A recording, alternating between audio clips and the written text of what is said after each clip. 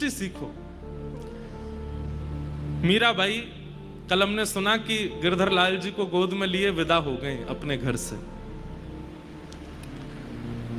बहुत प्रसन्न है, बिल्कुल उदास नहीं है, पूरा मेड़ता रो रहा है, लेकिन मीराबाई नहीं रो रही हैं। क्यों? क्योंकि मन में वही छवि घूम रही है। रात्रि में आए थे, श्याम सुंदर ने ऐसे हाथ पकड़ा था, ऐसे मांग में सिंदूर भरा था, ऐसे मेरे साथ भामर लिए थे, और वही सोच सोच के हंसती रहती हैं और कभी कभी रोने लग जाती हैं। जैसे ही मीराबाई मेवाड़ पहुंची, मेवाड़ आते ही पूरे मेवाड़ के लोग, बड़े बड़े राजा, बड़े बड़े राजकुमार, सब लोग खड़े हैं स्वागत में। बड़े बड़े हाथियों पर लोग बैठ करके पुष्प वर्षण कर रहे हैं, मंगल बाजे बजाए जा रहे हैं। मेवाड़ घराना, मेवाड़ राजवंश उस समय का सबसे विशिष्ट राजवंश था, जो आज तक कभी किसी से हारा नहीं था। और उस राजवंश के कुल दीपक, उनके साथ मीराबाई का ब्याह हुआ है। हल्ला मच गया, जल्दी चलो जल्दी चलो, बहुसा आई हैं, बहुसा आई हैं हमारी। जैसे ही डोली रुकी, मीराबाई बाहर आए तो द्वार पर सास, बड़ सास, छोटी सास और ननद सब खड़ी हैं। मीराबाई के उतरते ही सब लोग नजर उतारने लगे। सुंदर तो इतनी थी मीराबाई कि उनका रूप देख करके, चरित्र आता है मीराबाई के प्रसंग में कि एक मन चले व्यक्ति को बाईसा कहीं नृत्य करते हुए दिख गई थी, और उसने दूर से जब मीराबाई को देखा तो उसने मन बना लिया कि चाहे मेरे प्राण चले जाएं, पर एक बार इनका स्पर्श तो करूंगा मैं, इतनी सुंदर है। और स्पर्श करने की भावना से उसने संत का रूप धारण कर लिया, क्योंकि वो संतों को तो पदरामनी करती थी, आरती करती थी, उनके पास बैठ करके सत्संग करती थी। संत का रूप धारण करके चला गया। मीराबाई ने उसका स्वागत किया, आरती की, तिलक किया, चरण में पुष्प रखे और कहा कुछ दो शब्द सुनाइए ना। तो वो बोला कि मैं अभी असंतुष्ट हूं, पहले मुझे संतुष्ट करो। बाई साहब बोली कैसे संतुष्ट होंगे आप? बोले आपका जो रूप रस है इसका मुझे आस्वादन करना है। बाई साहब समझ गए ये कोई मनचला व्यक्ति है, लेकिन संत का रूप धारण करके आया। बाई साहब बोली आपने कह दिया और मैं पूरा ना करूं, ऐसा हो सकता है? चलिए। और कहां लेके गई? जहां पर संतों की जमात बैठी थी, वहां संतों की जमात के बीच में आसन लगाया, और आसन लगा करके बोली अब मैं यहां बैठ जाती हूं, आप मेरे सामने बैठ जाओ, ये सब संत दर्शन करेंगे, आपके मन में जो भावना हो आप पूरी कर लो। जब बाईसा ने ऐसी भावना कही, पता नहीं क्या हुआ, उसका हृदय अंदर से मानो जैसे निचुड़ने लगा, उसकी आत्मा जैसे मानो रोने लगी, और वो व्याकुल हो गया, पीड़ित हो गया, रुदन करने लगा, चरण पकड़ लिए मीराबाई के। मुझे क्षमा कर दो, मुझसे अपराध हो गया, मैं आपको ऐसी दृष्टि से कैसे देख सकता हूं? सुंदरता आज भी है लोगों में, पर हमारा सुंदरता, हमारी सुंदरता सामने वाले के चित्त में किस भावना को जन्म देता है, इससे पता चलता है कि हमारा चित्त कैसा है। बाईसा की सुंदरता ऐसी है कि वो जहां जाती हैं उनको देख करके, वो सुंदर इतनी है कि उनको देख करके किसी के चित्त में कुछ भी भाव प्रकट हो, पर किसी के चित्त में अगर काम होता भी है ना, तो बाईसा को देख करके काम नष्ट और हो जाता है। ऐसी हमारी किशोरी जी हैं। किशोरी जी की सुंदरता का कितना गुण गाते हैं हम लोग, लेकिन किशोरी जी की सुंदरता आपके और मेरे जैसी नहीं है। हमारी आपकी सुंदरता किसी के चित्त में दुर्भाव प्रकट कर सकती है, पर किशोरी जी की सुंदरता, किसी का चित्त दूषित है तो किशोरी जी को देख ले तो शुद्ध और हो जाएगा। हमें कभी कभी ऐसा लगता है कि कंस राक्षसी क्यों बना रहा ब्रज में रहते रहते, क्योंकि उसने कभी किशोरी जी के दर्शन नहीं किए। अगर वो किशोरी जी की शरण में चला गया होता तो कंस तो कब का शुद्ध हो चुका होता, कब का पवित्र हो चुका होता। किशोरी जी का मुखमंडल ऐसा है। हमारा भजन हमारे गुण में भक्ति को घोल देता है।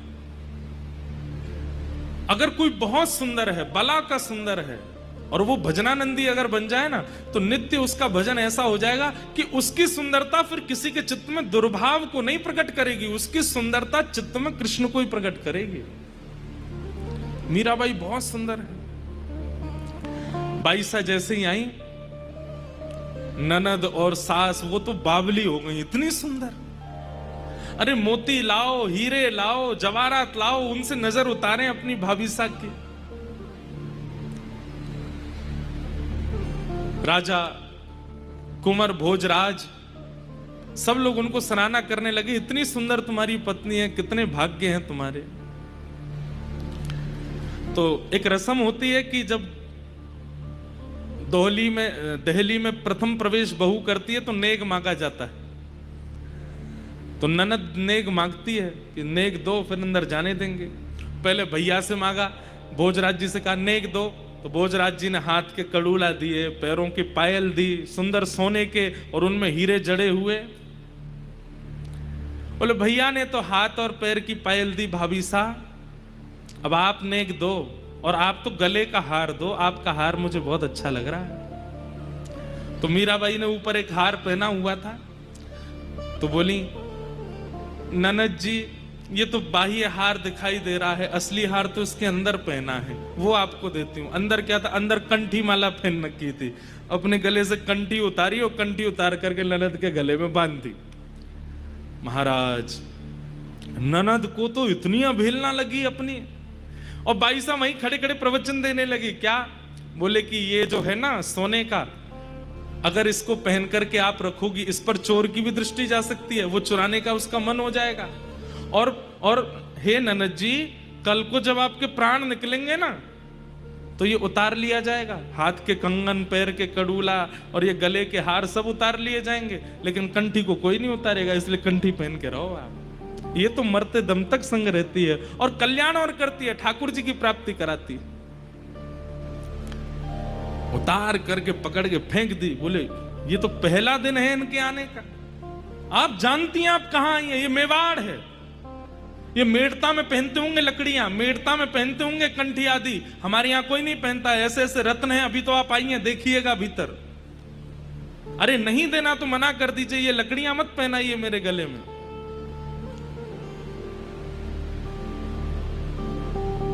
बाई साहब तो प्रसन्न मुद्रा में कुछ नहीं बोले, भीतर चली गई। जैसे ही भीतर पहुंची, अपने कक्ष में जाकर के गिरधर लाल जी को विराजमान किया, तुरंत उनकी सेवा में लग गई। तुरंत रसोई घर में जाके सामग्री सिद्ध करने लगी। लाला भूख लगी होगी ना, इतने लंबे चल के आए हो, मैं बना देती हूँ अभी। भोग प्रसाद सिद्ध करने, इतने में ननद फिर आ गई, पांव पटकती हुई।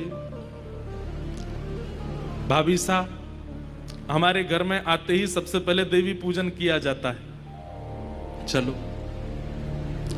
मैं अभी गिरधर की सेवा में व्यस्त हूं, मैं नहीं जा पाऊंगी, आप लोग कर लीजिए। अब तो ननद कान पकड़ करके चीखने लगी, राम राम राम राम, ये कैसी भाभी आई हैं हमारे घर? घर आते ही देवी पूजन को नहीं जा रही, हमारी कुल देवी को पूजने नहीं जा रही, मना कर रही हैं। मां से जाके कहा, बोले कि मां भाभी तो स्पष्ट मना करती है, मैं नहीं आऊंगी, मैं गिरधर की सेवा में हूं। बोले कौन गिरधर?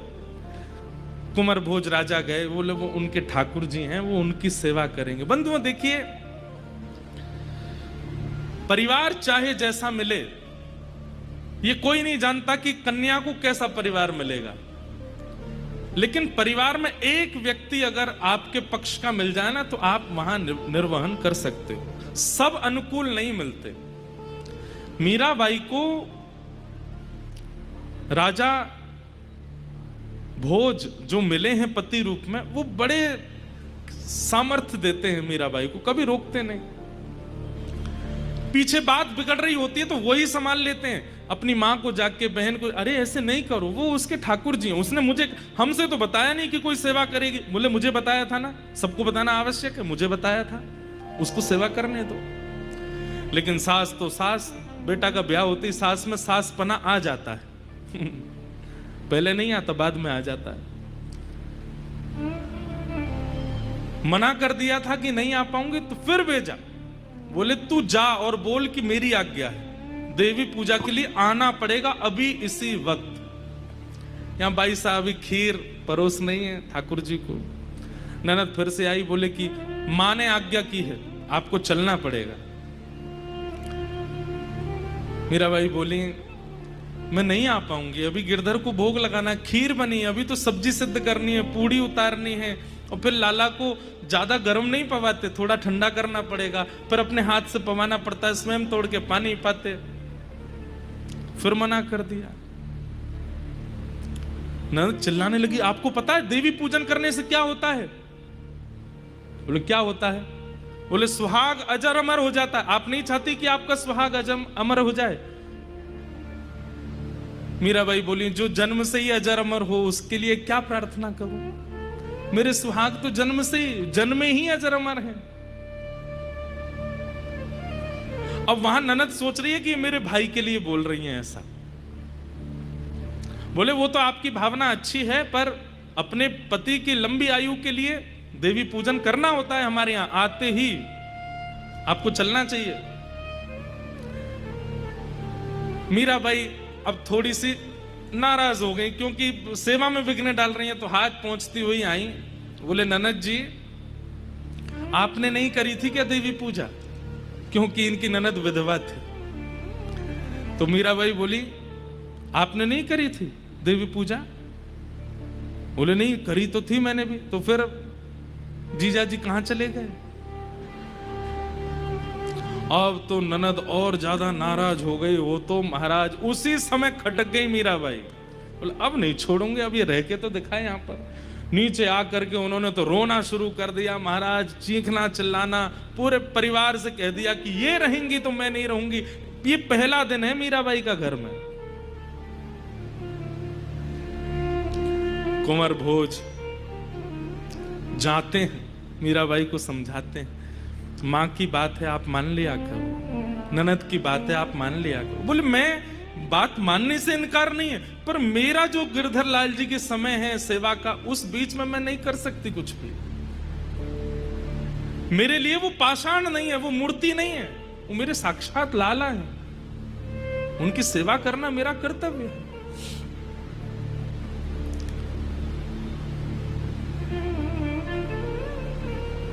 पैसा रहती, लेकिन यहां तो सब विपरीत भाव में आ गए। एक दिन राजा कुंवर भोज ने मीराबाई से कहा कि आप इतनी सेवा करती हैं, इतना ठाकुर जी का भाव रखती हैं, मैं जब भी आपको देखता हूं, आपको देखते ही मेरे चित्त में पता नहीं कैसे अनायास प्रेम बढ़ने लगता है। मैं चाहता हूं कि आप मुझे कुछ दर्शन कराओ, मुझे कुछ अनुभव कराओ। आपको अनुभव होते होंगे, मुझे भी अनुभव करा दीजिए। तो मीराबाई बोली मैं आपको कुछ दिखाती हूं। आज तक नहीं दिखाया, आज दिखाती हूं। बोले क्या? तो मीराबाई एक संदूक लेकर के आई, और वो संदूक खोल करके जैसे ही उसमें से रत्न प्रकट किए। प्राचीन राजाओं को रत्नों की भी पहचान होती थी, ये कैसा हीरा है, ये कैसे नग है, ये कैसा सोना है। और उस समय में राजस्थान में मेवाड़ राजघराने से ज्यादा संपत्ति किसी के पास नहीं थी। एक प्रकार से मीराबाई का जो विवाह हुआ ना, वो इसलिए भी हुआ था क्योंकि मेड़ता पर इतनी शक्ति नहीं थी, और उस समय आक्रांताओं का आक्रमण हो रहा था। तो मीराबाई का विवाह मेवाड़ में हो जाएगा, तो उससे हम लोगों को सुरक्षा मिल जाएगी। तो एक प्रकार से कहीं ना कहीं मेवाड़ के लोगों में मन में यह आता था कि हमने तो मेड़ता के ऊपर कृपा की है मीराबाई को लेकर के। आज मीराबाई ने एक संदूक खोली, और उस संदूक में से जैसे ही रत्न आभूषण सब बाहर निकाल के रखे, उन रत्नों को देख करके राजा भोज के आंखें खुली रह गई। ये कैसे रत्न है, ये कैसा हीरा है, ये कैसे स्वर्ण, ये ऐसे मैंने पहले कभी नहीं देखे। और जहां तक मैं जानता हूं, सबसे ज्यादा संपत्ति हमारे घराने में, और हमारे घर में भी ऐसी संपत्ति नहीं है। ये एक हीरा, एक नग भी यदि विक्रय किया जाए तो हमारी पूरी संपत्ति के समान होगा। कहां से मिले आपको? भाई साहब बोली जिस दिन आप बारात लेके आए थे ना, उसी रात्रि में द्वारिकाधीश बारात लेकर के आए थे, और तब मेरी सासू मां देवकी मैया ने ये मुझे पहनाए थे। मीराबाई बोलती हैं और सब लोगों को वो स्वप्न जैसा लगता है।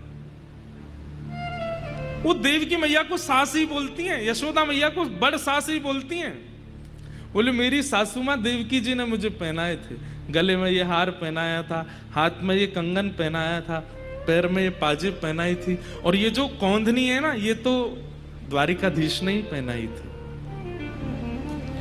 आज राजा भोज के मन में किंचित जो अविश्वास जैसा था, उनको लगता था शायद इनका थोड़ा दिमागी स्तरी ऐसा ही है, इसलिए ऐसे बोलती रहती है। लेकिन आज उन नगों को देख करके, उन आभूषणों को देख करके राजा भोज के मन में भी आया कि ये सामान्य नहीं है, ये संसार की रचना तो नहीं है जो ये दिखा रही है। और मीराबाई इतनी प्रसन्न, थोड़ा सूंघ के देखो इनमें से सुगंधी कैसी है। यहां राजा भोज जैसे ही उसको सूंघने लगते हैं, तभी उनको सघन वन दिखने लगता है, वृंदावन का अनुभव होने लगता है, यमुना जी के दर्शन होने लगते हैं, श्री गिरिराज जी दिखने लगते हैं, राधा राधा नाम उच्चारण करके संत समाज नृत्य करता हुआ दिखाई देने लगता है। ऐसी सुगंधी। राजा भोज समझ गए ये सामान्य नहीं, नेत्र सजल हो गए। राजा भोज बोले मैं आपसे बहुत प्रसन्न हूं, मुझे आज पूर्ण विश्वास हो गया कि ये सचल हैं और ये आपको स्वीकार कर चुके हैं। मैं आपसे बस इतना कहना चाहता हूं कि आप मुझसे कुछ मांग लीजिए, मैं आपकी कुछ सेवा करना चाहता हूं। मीराबाई इतना प्रेम कर ही इसीलिए रही थी कि उनको एक अपना काम बनवाना था, और तुरंत मीराबाई बोली तो मेरा एक काम है वो आप कर दीजिए। बोले क्या?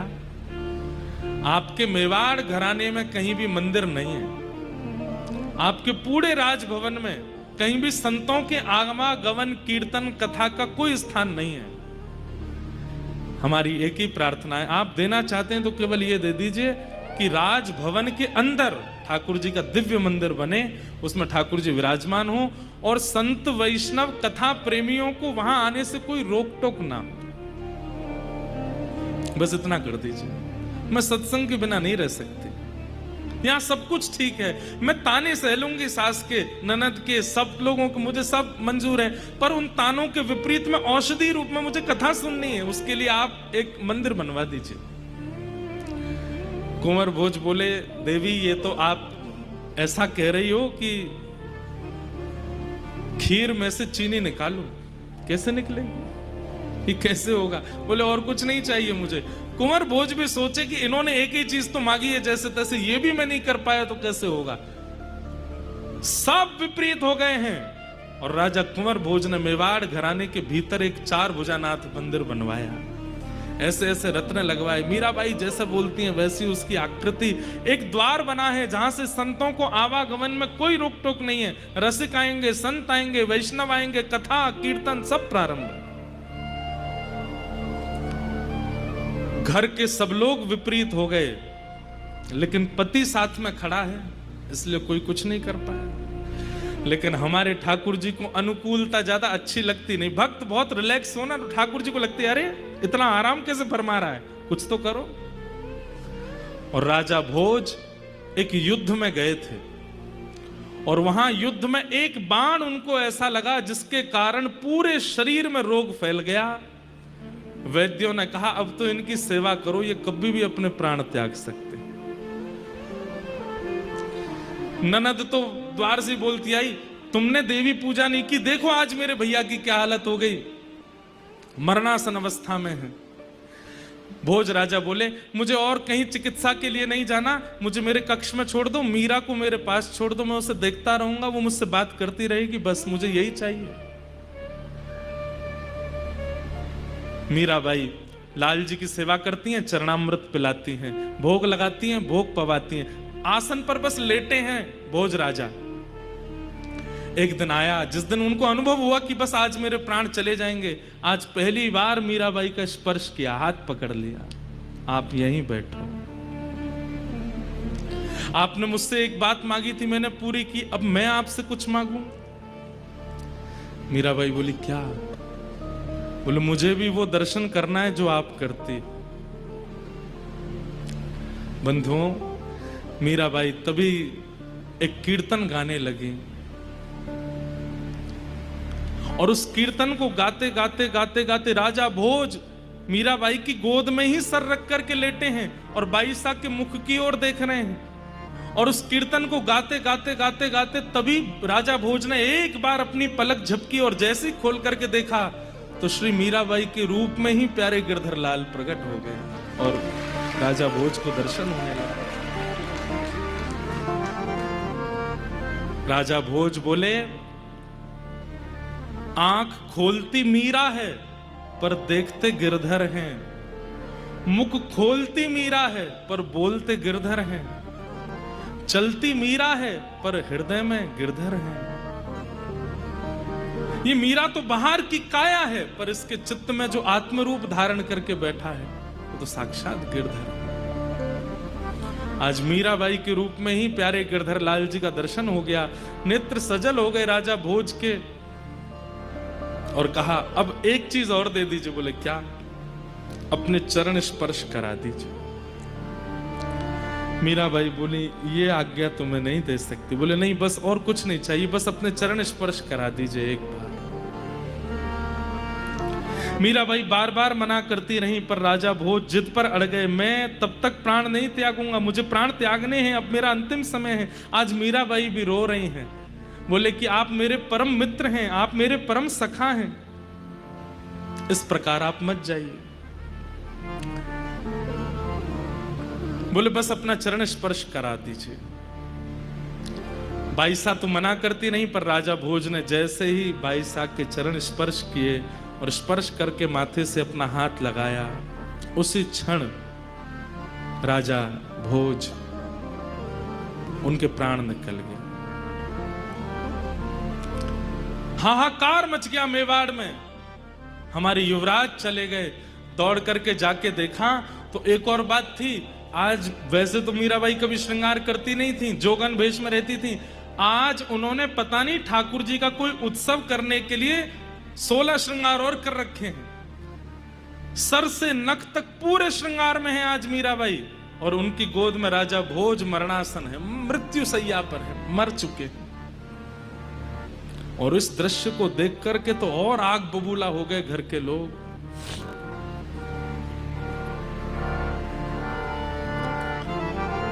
सब लोगों ने मीराबाई का हाथ पकड़ा, बैठाओ इनको, कलश डालो, इनके मांग का सिंदूर मिटाओ। मीराबाई खड़ी हो गई।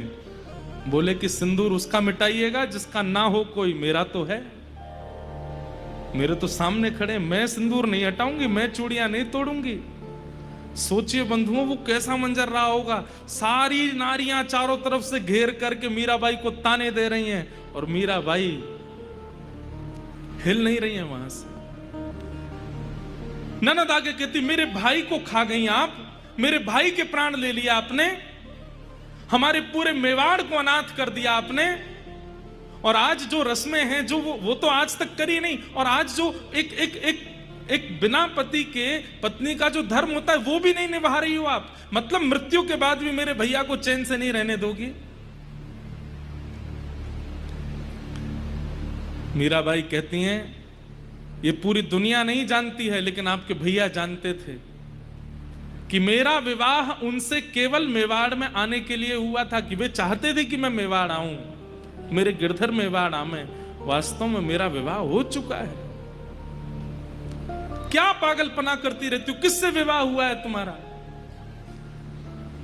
मेरे तो गिरधर गोपाल दूसरो न कोई, मेरे तो गिरधर गोपाल दूसरो न कोई, मेरे तो गिरधर गोपाल दूसरो न कोई, मेरे तो गिरधर गोपाल दूसरो न कोई। जाके सिर मोर मुकुट मेरो पति सोए, जाके सिर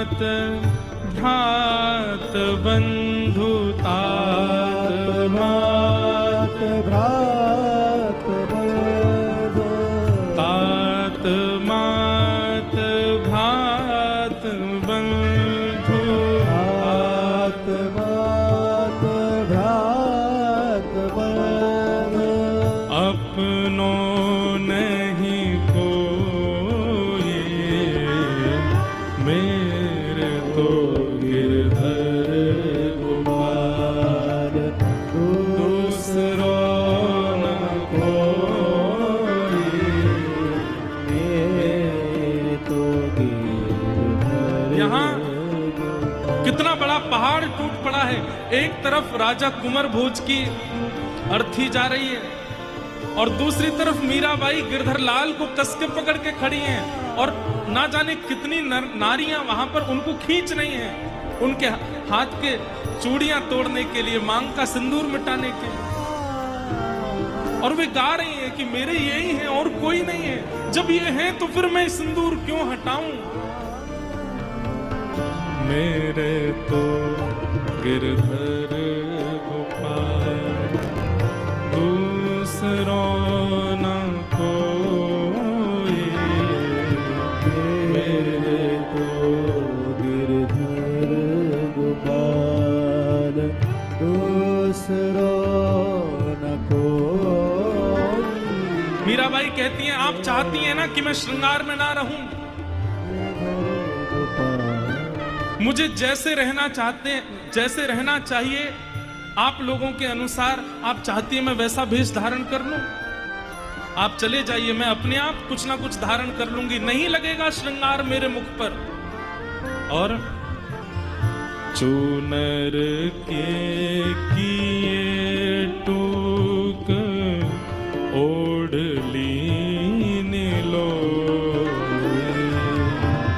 चूनर के किए टूक ओढ़ली नीलो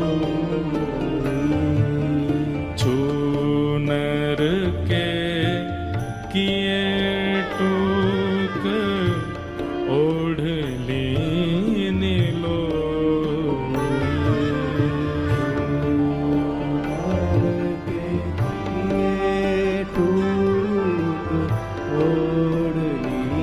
और हाँ हाँ मोती माल तोड़ दई मोती माल तोड़ दई हे मोती माल तोड़ दई मोती माल तोड़ दई वन माल कोई मेरे तो गिरधर गोपाल मेरे तो गिरधर गोपाल मेरे तो गिरधर गोपाल यही गाते हुए मीराबाई झूम रही है। भक्तमती मीराबाई की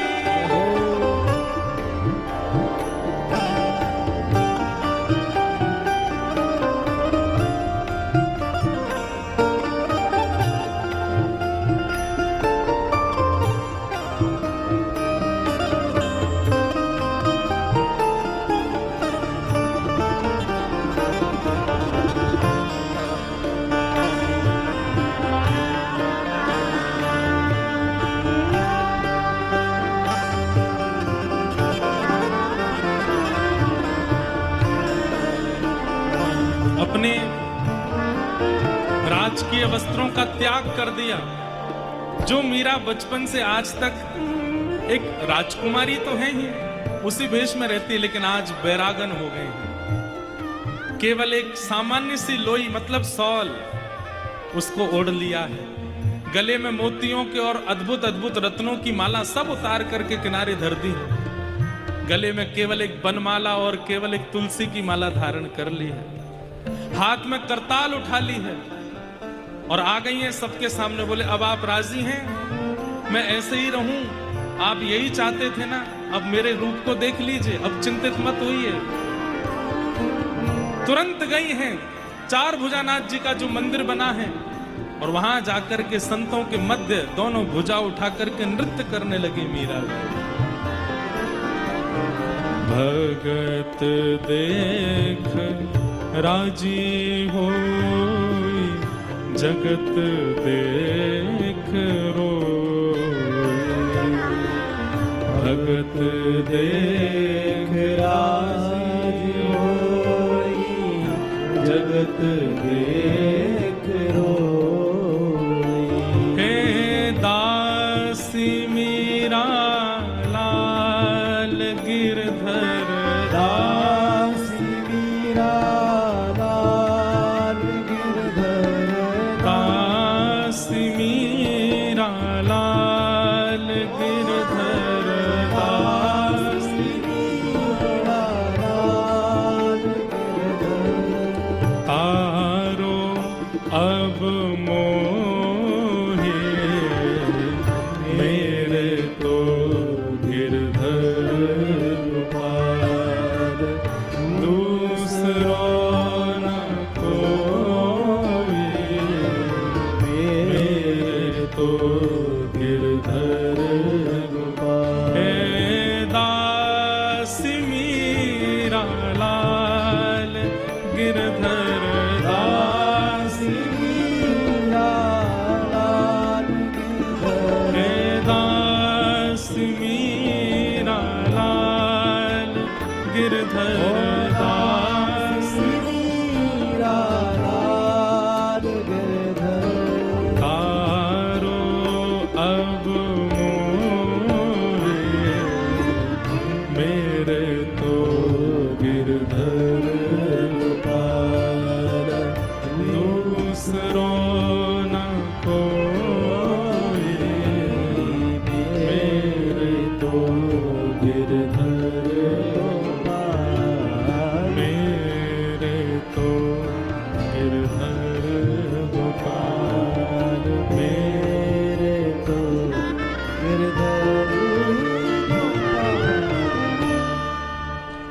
मीराबाई इस भाव से अपने वस्त्र नहीं उतार रही हैं कि भोज राजा चले गए हैं तो मुझे ऐसे रहना है, वो बल्कि इस भाव से अपने वस्त्रों को धारण कर रही हैं, भगवा भेष पहन रही हैं, बैरागण का भेष धारण कर रही हैं कि संतजन वो कृष्ण के हैं, वो ठाकुर जी के हैं, इसीलिए तो विरक्त भेष में रहते हैं।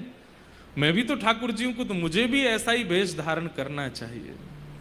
ना कोई श्रृंगार है, ना कोई चटकदार वस्त्र है, सामान्य सी एक लोई ओढ़ करके गले में बनमाला और केवल तुलसी माला पहन करके मीराबाई अब अपने रूप में आ गए हैं।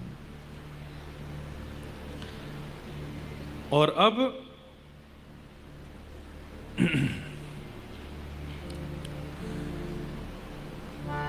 मेवाड़ का राजा बना दिया गया है कुंवर भोजराज के छोटे भाई को, जिसे सब राणा कह करके बुलाते हैं।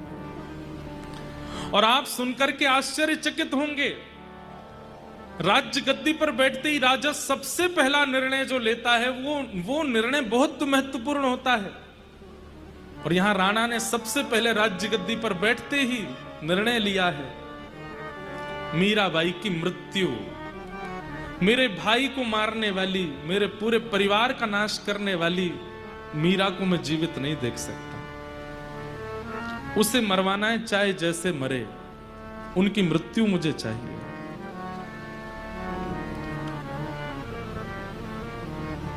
नियम बना लिया और सबसे पहले अपने सेवकों को आज्ञा की, हमारे यहां एक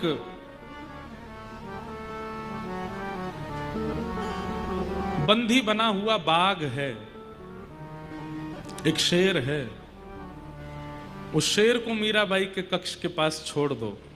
और बहुत दिनों से भूखा भी है, खा जाएगा, खत्म होगा कंटक हमारा।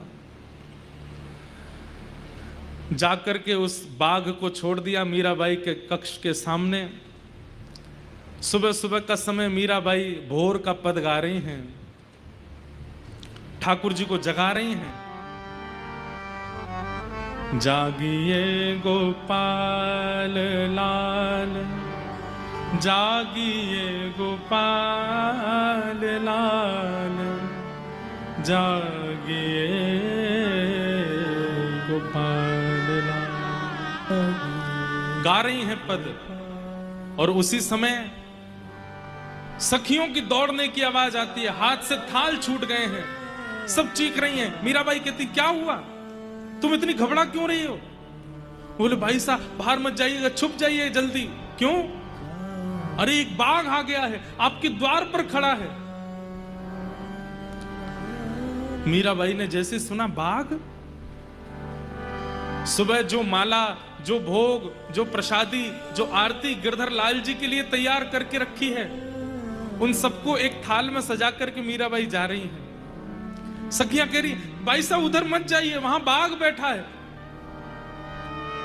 वहीं की ओर जाती हैं, और जैसे ही बाघ की ओर दृष्टि डाल करके देखा है, तुरंत अपनी सखियों से कहती हैं अरे तुम घबरा रही हो, ये बाघ नहीं है, तो मेरे ठाकुर जी का ही एक रूप है। आज साक्षात मेरी सेवा से प्रसन्न होकर नृसिंह आए हैं द्वार पर। अरे आओ जल्दी, दिया लेकर के आओ, बाती लेकर के आओ, नजर उतारनी है, स्वागत करना है, ठाकुर जी आए हमारे द्वार पर। सखियां तो कह रही हैं ये तो खुद तो मरेंगी, हमको और मरवाएंगी साथ में। लेकिन वहां दूर सब सैनिक खड़े हैं, वो भी देख रहे हैं कि ये जब खा जाएगा तो इसको बंदी बना के ले जाएंगे। और यहां सब सखियां घबरा रही हैं कि पता नहीं क्या होगा। लेकिन बाईसा जैसे ही गई, जो घुर्रा रहा था, बार बार दहाड़ रहा था नाहर, बाईसा को देखते ही शांत हो गया, बैठ गए। और बाईसा ऐसे बात कर रही हैं, आ गए आप, आज इतने विशेष रूप में क्यों आए हैं? आज नृसिंह चतुर्दशी तो नहीं है, और यहां आसपास कोई हिरण्यकश्यप भी नहीं है, तो फिर आप ऐसे रूप में क्यों आए हैं? अच्छा तो मैं समझ गई, आप निश्चित ही राणा को हिरण्यकश्यप रूप में देख रहे हो ना। नहीं नहीं, ऐसा मत कीजिएगा।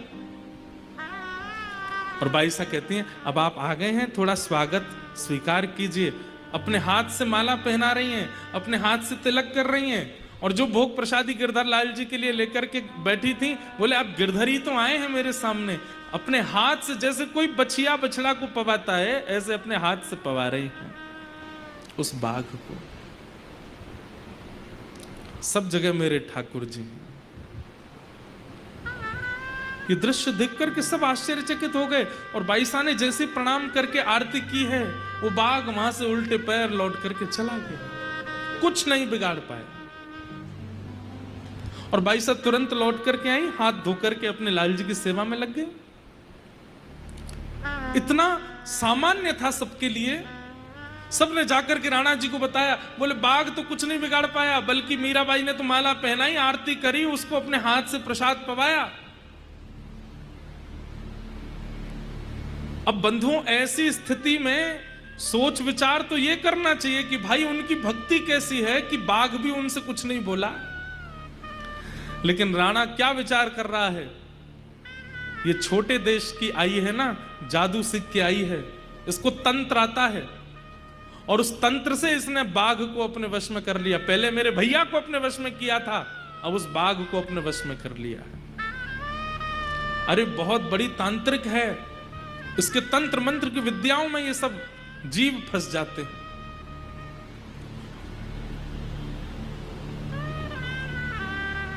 तंत्र मंत्र जीवों पर काम करेगा, पर ऐसे बड़े तांत्रिकों को नष्ट करने के लिए मेरे पास दूसरा उपाय भी है। और दूसरा उपाय क्या है? हमारे राजभवन के पिछले द्वार में एक भूत बंगला है, उसके सामने से भी कोई निकल जाता है तो रात में उसको पीड़ा हो जाती है, 2-4 दिन में मृत्यु भूत चढ़ जाते हैं उसके ऊपर। मीराबाई को कैसे भी करके उस भवन में पहुंचा दो, उस कक्ष में पहुंचा दो।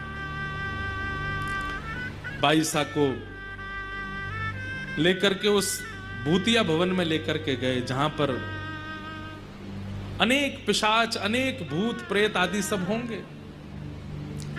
और ये कहकर के गए कि हमारे राजभवन में एक ठाकुर जी की मूर्ति है, हमें समझ नहीं आ रहा है इनकी प्रतिष्ठा कैसे करें। भाई साहब बोली मुझे दिखाओ कहाँ है, तो लेकर के गए, बोले ये इस कक्ष में है अंदर। बोले आप भी चलो, हम तो आ रहे हैं, आप जाओ भीतर। जैसे ही भाई साहब भीतर गई, बाहर से द्वार बंद कर दिए, अंदर अंधेरा, तभी दिखे खूब सारी प्रेत आत्माएं वहां पर विचरण कर रही थी। भाई साहब तुरंत वहीं बैठ गए और वहीं बैठ करके कीर्तन करना प्रारंभ किया। अंदर से चीखने की आवाज आ रही है और बाहर खड़े खड़े राणा और सब लोग नाच रहे हैं। बोले कि अब ये मर जाएगी, अब नहीं बचेगी। लेकिन वो चीख मीराबाई नहीं रही है, वो प्रेत चीख रहे थे। क्यों? कीर्तन भजन सुन के वो सब मुक्त हो करके जा रहे थे। अब तो ऐसी स्थिति हो गई, वो प्रेत जा जा करके और प्रेतों को लेकर के आए। बोले अपनी मुक्ति चाहते हो तो चलो उस भवन में, वहां मीराबाई कीर्तन कर रही है। और मीराबाई के कीर्तन सुन करके जितने प्रेत थे सब प्रणाम करके मुक्त होके वहां से प्रस्थान कर गए। थोड़ी देर बाद जब चीखें आनी बंद हो गई तो राणा ने कहा द्वार खोल के देखो, उसका शव ले आओ अंदर से, नीला पड़ गया होगा। जैसे द्वार खोला, मीराबाई हाथ जोड़ते हुए भीतर से बाहर निकली। राणा आदि भग गए, बोले यही प्रेतनी बन गई है, अब तो हमें लगता है इसी के अंदर प्रेत आ गया। बोले नहीं नहीं, मैं प्रेत नहीं बनी हूं, वो जितने थे वो सब चले गए, उनके उद्धार नहीं हुआ था। मुझे अंदर ठाकुर जी तो कहीं मिले नहीं, पर वो सब प्रेत थे, तो मैंने सोचा क्या करें, कीर्तन करके सबको मुक्त कर दिया। अब भी राणा ने ये नहीं सोचा कि इनके भजन में कितना बल है। वो अब भी क्या सोच रहा है, इतनी बड़ी तंत्र विद्या जानती है कि प्रेतों को भी अपने वश में कर लेती है। भक्त की भक्ति समझना बहुत बड़ा काम है, और इसी से वैष्णव अपराध बनता है बंधुओं। जब हम किसी भक्त की भक्ति को आकलन करने लगते हैं और पहचान नहीं पाते और अपने मन में सोच लेते हैं ये बनते बहुत बड़े हैं पर हैं नहीं, यही वैष्णव अपराध है और ठाकुर जी को यही प्रिय नहीं है।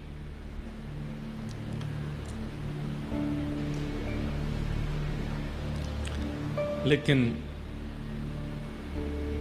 बाई साहब तो अपनी ठाकुर जी की सेवा में रहती हैं, अपने गिरधर की सेवा में रहती हैं। राणा ने तीसरा प्रयास किया। क्या? रात रात में गिरधर लाल जी चोरी करवा दिए और गिरधर लाल जी जिस झांपी में सोते थे उस झांपी में एक सर्प रखवा दिया, विषैला सर्प। बोले प्रातःकाल जैसी सेवा के लिए पिटारा खोलेगी, डस देगा, मर जाएगी। गिरधर लाल जी तो अंतर ध्यान करवा दिए, चोरों से चोरी करवा दिए। मीराबाई सो रही थी, झांपी जी में सर्प ला करके बैठा दिया। प्रातःकाल होते ही बाईसा जैसे ही गई और जैसे ही जाकर के सेवा में प्रस्तुत हुई, जैसे ही झांपी खोली है सब दूर झरोकों से खोल करके देख रहे थे। बोले जैसे सर्प डसेगा तो हम बता देंगे। सब झरोकों पर खड़े हैं, रात में सोए नहीं कोई भी, कि मीरा सुबह जल्दी उठ करके सेवा करती है। जैसे ही बाईसा ने झांपी खोली, झांपी खोल करके वस्त्र हटाया, झरोकों से सब देख रहे थे। सर्प अंतर्ध्यान, गिरधर लाल जी प्रकट हो गए वहां पर, गिरधर लाल जी बैठे। ये देख करके अब पता एक और चीज हो रही थी, जो जो राणा क्रम करता जा रहा है हर क्रम में लोग भक्त होते जा रहे हैं। मीराबाई के एक प्रकार से अनुगत्य में आते जा रहे हैं। कईयों को विश्वास हो गया कि ये मीराबाई की भक्ति है। बंधुओं, ये सुनने में बहुत सरल सहज भावनाएं हैं, पर कभी अनुभव करके देखिए।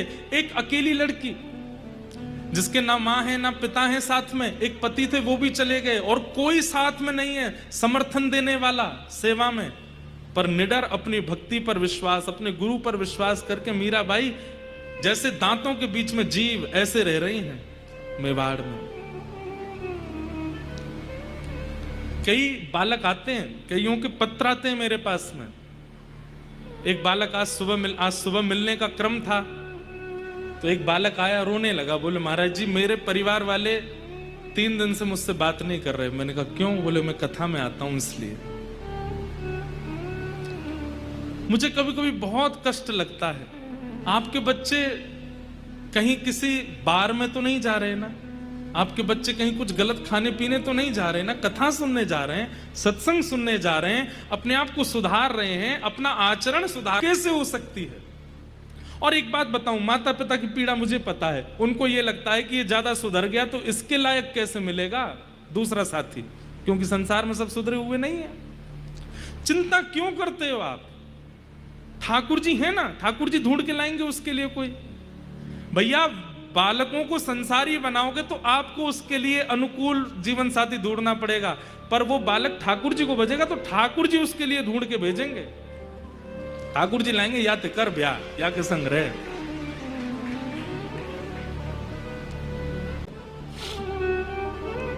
ऐसे माता पिताओं अगर वो सुनते हैं तो हमारी प्रार्थना है, बालकों को मत रोका कीजिए। बहुत मुश्किल से भारत में फिर से भक्ति आ रही है।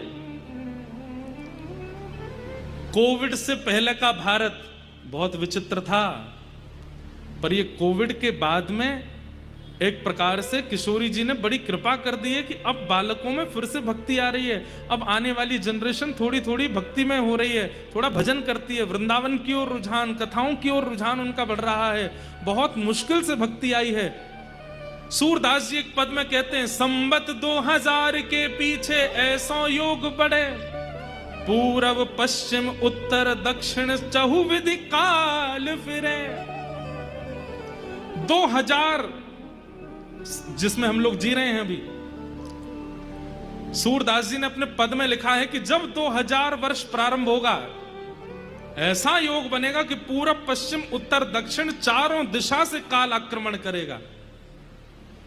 लेकिन उसी पद में सूरदास जी कहते हैं, भक्ति की बेल बढ़े। बीच में एक समय ऐसा आएगा 50 साल के लिए, 60 साल के लिए, कि भक्ति की बेल बढ़ेगी। उन 50 सालों में जो जो जन्म लेकर के किशोरी जी का नाम आश्रय ले लेंगे, बस वही मुक्त होंगे और कोई मुक्त नहीं होगा। हम उस काल में हैं अभी। मुझे वो पूरा पद मिलेगा तो मैं सुनाऊंगा। सूरदास जी भविष्य कथन कर रहे हैं, संबत 2000 के पीछे ऐसा जोग बने, पूरब पश्चिम उत्तर दक्षिण चहुविधि काल फिरे। और उसी बीच में जब काल अपना कलयुग अपने पैर पसार रहा होगा, तब बीच में भक्ति की बेल बढ़े। ये कोविड के बाद भक्ति बढ़ रही है। और इस बेल का आश्रय जितने, बेल क्या होता है, वो ऐसे चढ़ती है ऊपर। उस बेल के आश्रय में जो वृक्ष आता है ना, वो वृक्ष अत्यंत आनंदित हो जाता है, क्योंकि उसका जो रूखापन है, वृक्ष की जो बीच की हिस्सा होता है वो सूखा होता है, वो इतना सुंदर नहीं होता, पर उसमें जब बेल चढ़ जाती है तो उसकी सुंदरता निखर आती है। काटने वाला व्यक्ति भी उस वृक्ष को नहीं काटता जिसमें बेल चढ़ी होती है, क्यों सुंदर लग रहा है, इसको क्यों काटें। ऐसी बोले कि भाई जब काल फिर रहा होगा चारों ओर, सबको काटेगा, लेकिन जब भक्ति की बेल में लदे हुए किसी वृक्ष को देखेगा, उसकी सुंदरता देख के काल उसे छोड़ देगा, उस पर आक्रमण नहीं करेगा। भक्ति की बेल फैल रही है। जितने बालक, जितने युवा, जितने जन इस बेल के आश्रय में आ जाएंगे, कलयुग से बच जाएंगे। नहीं तो इस संसार में बचने का और कोई साधन नहीं। धीरे धीरे सब मीराबाई के होते चले गए। कहां तक कहें, वो जो ननद थी मीराबाई की, जो सबसे ज्यादा चिढ़ती थी उनसे, लेकिन उसी पद में सूरदास जी कहते हैं, भक्ति की बेल बढ़े। बीच में एक समय ऐसा आएगा 50 साल के लिए, 60 साल के लिए, कि भक्ति की बेल बढ़ेगी। उन 50 सालों में जो जो जन्म लेकर के किशोरी जी का नाम आश्रय ले लेंगे, बस वही मुक्त होंगे और कोई मुक्त नहीं होगा। हम उस काल में हैं अभी। मुझे वो पूरा पद मिलेगा तो मैं सुनाऊंगा। सूरदास जी भविष्य कथन कर रहे हैं, संबत 2000 के पीछे ऐसा जोग बने, पूरब पश्चिम उत्तर दक्षिण चहुविधि काल फिरे। और उसी बीच में जब काल अपना कलयुग अपने पैर पसार रहा होगा, तब बीच में भक्ति की बेल बढ़े। ये कोविड के बाद भक्ति बढ़ रही है। और इस बेल का आश्रय जितने, बेल क्या होता है, वो ऐसे चढ़ती है ऊपर। उस बेल के आश्रय में जो वृक्ष आता है ना, वो वृक्ष अत्यंत आनंदित हो जाता है, क्योंकि उसका जो रूखापन है, वृक्ष की जो बीच की हिस्सा होता है वो सूखा होता है, वो इतना सुंदर नहीं होता, पर उसमें जब बेल चढ़ जाती है तो उसकी सुंदरता निखर आती है। काटने वाला व्यक्ति भी उस वृक्ष को नहीं काटता जिसमें बेल चढ़ी होती है, क्यों सुंदर लग रहा है, इसको क्यों काटें। ऐसी बोले कि भाई जब काल फिर रहा होगा चारों ओर, सबको काटेगा, लेकिन जब भक्ति की बेल में लदे हुए किसी वृक्ष को देखेगा, उसकी सुंदरता देख के काल उसे छोड़ देगा, उस पर आक्रमण नहीं करेगा। भक्ति की बेल फैल रही है, जितने बालक, जितने युवा, जितने जन इस बेल के आश्रय में आ जाएंगे, कलयुग से बच जाएंगे।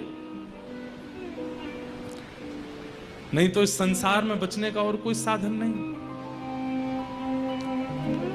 धीरे धीरे सब मीराबाई के होते चले गए। कहां तक कहें, वो जो ननद थी मीराबाई की, जो सबसे ज्यादा चिढ़ती थी उनसे, अब उसको भी मन में तनिक तनिक विश्वास होने लगा कि ये तंत्र नहीं हो सकता, ये मंत्र नहीं हो सकता। तंत्र भी कुछ समय तक चलता है, हमेशा नहीं चलता। जो तंत्र मंत्र जानते हैं उनका भी ज्यादा दिन बोलबाला रहता नहीं।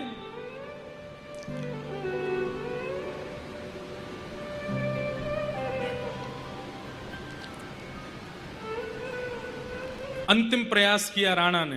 क्या प्रयास तो अनेक करने थे, पर इस प्रयास के बाद मीराबाई चली गई वहां से। और वो प्रयास क्या था? एक वैद्य को बुलाया और वैद्य से कहा, कोई ऐसा विष है जिसकी एक बूंद जीभ पे जाते ही व्यक्ति मर जाए? बोले महाराज है, लेकर के आओ। लेकर के विष आए, स्वर्ण के पात्र में रख करके, और अपने कुछ सैनिकों से कहा तिलक फोटा लगा करके तैयार होकर, जैसे मीरा के भक्त घूमते हैं वैसे ही बन करके जाओ, और उससे कहना जगन्नाथपुरी से जगन्नाथ भगवान का चरणामृत आया है, ले लो। कालकूट विष जिसकी सुगंधी भी अगर ले लें तो प्राण निकल जाएंगे, वो विष लेकर के मीराबाई के पास गए। और जैसे ही मीराबाई के पास पहुंचे, बाई साहब अपने ठाकुर जी की सेवा कर रही थी, किसी ने कहा, बोले जगन्नाथ भगवान का चरणामृत आया है, ले लीजिए। भाई साहब तुरंत उठ करके गई, बोले अरे चरणामृतरो नेम हमारो, ये तो नियम है मेरा कि चरणामृत और प्रसाद कहीं से भी आता सबसे पहले मीराबाई लेती हैं, उसमें विलंब नहीं करती। और ये नियम भी है, किसी भी तीर्थ का, धाम का, कहीं का भी प्रसाद आवे, प्रसाद आते ही उसको स्वीकार करना, उसको तुरंत पाना चाहिए, तुरंत खोलो पालो।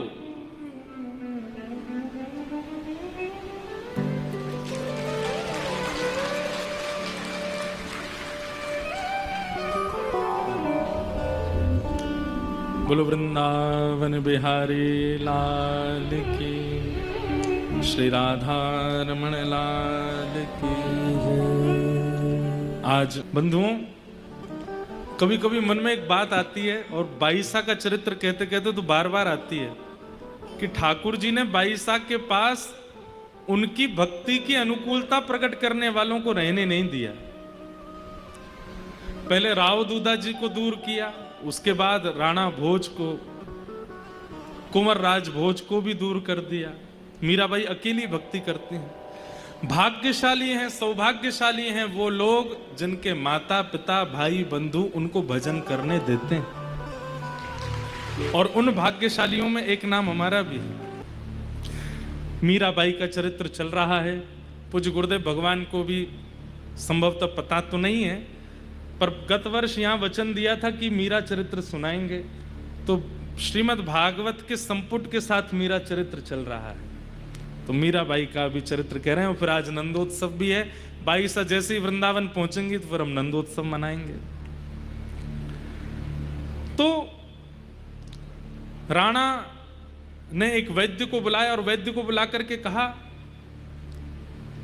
बंधुओं आप इस प्रसंग से क्या समझ रहे हैं? ठाकुर जी के भजन में और ठाकुर जी की सेवा के प्रति विश्वास में कितनी क्षमता है। अरे शेर सामने आया, मीराबाई ने आरती कर दी, माला पहना दी, सुनने में बहुत आसान लगा। हमारे आगे जो विदेशी वो होते हैं ना, क्या बोलते हैं उनको, डॉग्स, देसी आ जाएं तो हम इतना नहीं, विदेशी आ जाएं तो हम डर के मारे भाग जाते हैं। सामने शेर आ जाए और उसको माला पहना रहे हैं, इतना विश्वास तो भजन से ही प्रकट हो सकता है। यहां पर रात्रि में कमरे की लाइट पूरी बंद नहीं करते लोग, क्यों? डर लगता है कोई देख तो नहीं रहा होगा हमको, कोई झांक तो नहीं रहा होगा। भाई साहब भूत बंगले में जाकर के भूतों का नाथ जी का चरणामृत बता करके मीराबाई को दे दिया। जैसे ही मीराबाई को वो विष दिया, सब लोग इधर देखो, यहां देखो, कथा सुनो।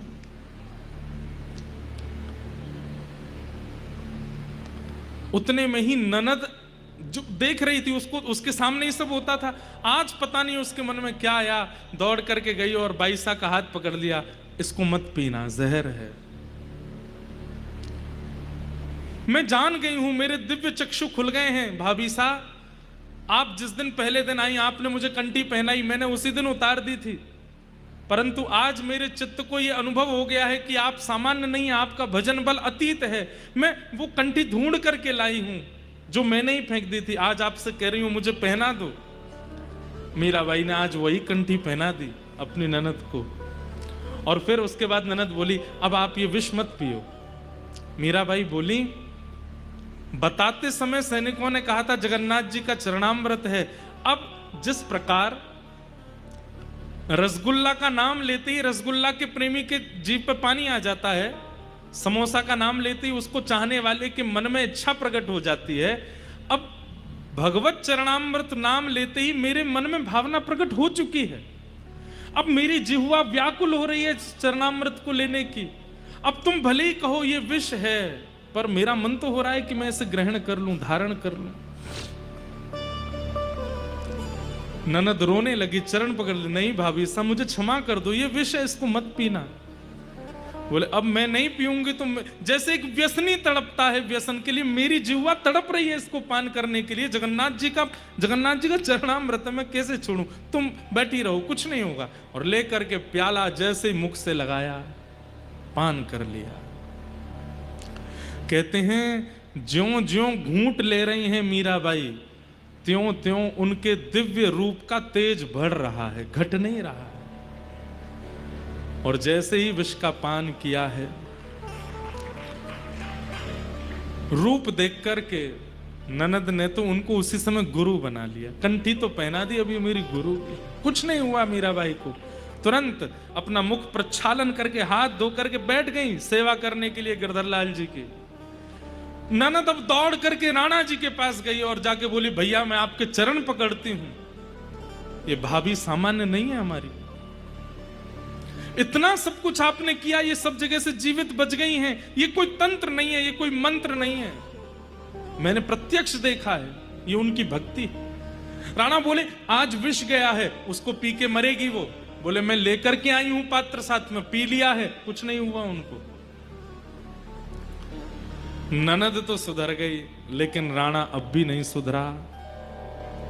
कई लोग ऐसे होते हैं, वो भक्ति के प्रगाढ़ रूप को देखने के बाद भी उनके चित्त में कुछ नहीं परिवर्तन होता। कितने लोग ऐसे कथा में आते हैं, खूब कथा सुनते हैं, लेकिन फिर भी उनका चित्त परिवर्तित नहीं होता।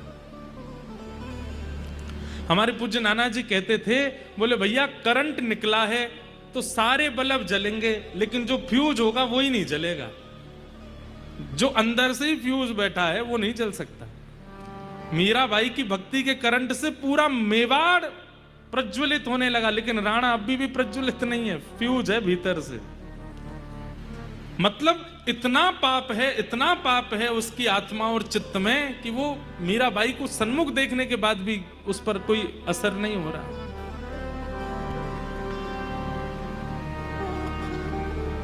राणा ने तुरंत उस वैद्य को बुलाया और कहा, तुमने तो कहा था कि इसको सूंघने से मृत्यु हो जाएगी।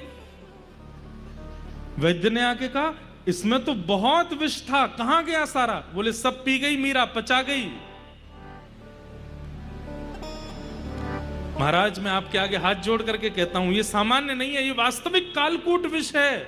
ऐसा विष पूरे ब्रह्मांड में नहीं है। ये महादेव के द्वारा पान किए गए विष से थोड़ा ही कम होगा। ऐसे कैसे कोई जीवित रह सकता है इसको पी के? तो राणा बोले एक काम करते हैं, ये एक बूंद बचा है, इसको तुम चाट लो। अगर तुमको कुछ नहीं हुआ तो तुम्हें मान जाऊंगा कि ये विष नकली था, और तुम्हें कुछ हो गया तो मान जाएंगे कि असली था। वैद्य बोला मतलब अगर चाट के मैं नहीं मरा तो आप मार दोगे, और चाट के मर गया तो मरना ही है, मतलब दोनों तरफ से मुझे मरना है। बोले हाँ यही समझो। ये एक बूंद लेकर के अगर तुम नहीं मरे तो मान जाएंगे कि विष नकली था तो तुम्हें हम मारेंगे, और इस विष का पान करते ही मर गए तो समझ जाएंगे कि असली है, निश्चित ही मीरा में ही कोई कमाल होगा। वैद्य समझ गया कि मेरी मृत्यु तो निश्चित है, बिना चाटे क्यों प्रस्तुत करता रहूं। अरे मीरा ने मुख लगाया है इस पात्र को, उनका प्रसाद बन चुका है ये, इसको पान करके मेरी मृत्यु हो जाए, कम से कम अधोगति तो नहीं होगी। और उस एक बूंद विष को जैसे ही वैद्य ने अपने जिह्वा पर धारण किया, पूरा शरीर कंपायमान होने लगा, नील पड़ गया, मुख से झाग निकल पड़े और वैद्य की मृत्यु हो गई। वैद्य तो मरा और उस वैद्य के शव को उसके घर पहुंचाया। छोटे छोटे बच्चे थे उस वैद्य के, उन सब ने जैसे ही सुना कि मीरा के लिए विष बनाया था हमारे पिताजी ने, मीरा तो नहीं मरी लेकिन एक बूंद पी के हमारे पिताजी मर गए, वो सब बालक अपनी मां के साथ गए और मीराबाई के कक्ष के द्वार पर जाकर के रोने लगे। अपने पति को रख दिया सामने। मीराबाई सेवा में थी, तुरंत पूछी ये रोने की आवाज क्यों आ रही है। दौड़ करके बाहर गई तो देखा तो एक पत्नी अपने पति को गोद में ली और छोटे छोटे बच्चे हाथ जोड़ करके रो रहे हैं, मीराबाई से प्रार्थना कर रहे हैं हमारे पिताजी वापस भेज दो, हमारे घर में और कोई नहीं है। मीराबाई बोली इनकी मृत्यु हुई कैसे। तब ननद ने आके पूरा सच्चाई बताई, आपके लिए विष बनाया था, आपको तो कुछ हुआ नहीं, उसकी एक बूंद भैया ने इसको पिला दी जानने के लिए कि विष असली है कि नहीं, इनकी मृत्यु हो गई। मीराबाई गई अपने ठाकुर जी के सामने और अपने ठाकुर जी से जाके कहती हैं,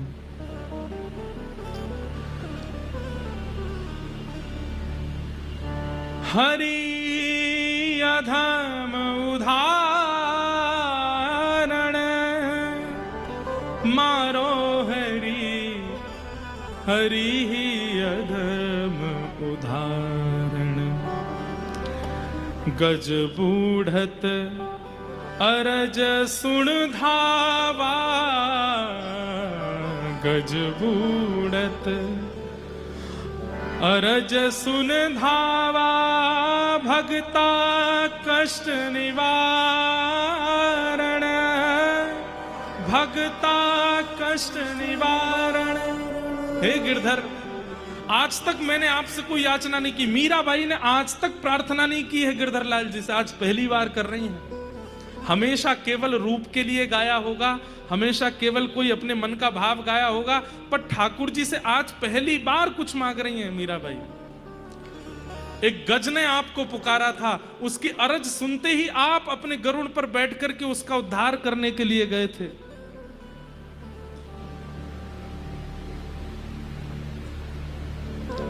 आप अधम उदाहरण हो। द्रुपद सुतानो चीर बढ़ाया, द्रुपद सुतानो चीर बढ़ाया, दुशासन मद मारण, दुशासन मद मारण। प्रहलाद परतज्ञा राखी, प्रहलाद परतज्ञा राखी। हिरणाकुशनक उद्र विदारण, हिरणाकुशनक निवारण। मां सुन हरि अमल दुख हारण, मां सुन हरि अमल दुख हारण। थेरख पत्नी कृपा पायो, थेरख पत्नी विप्र सुदामा विपति विदारण, विप्र सुदामा विपति विदारण। मीरा ने प्रभु अर्जी मारी, मीरा ने प्रभु अर्जी मारी, मीरा ने प्रभु अर्जी मारी, मीरा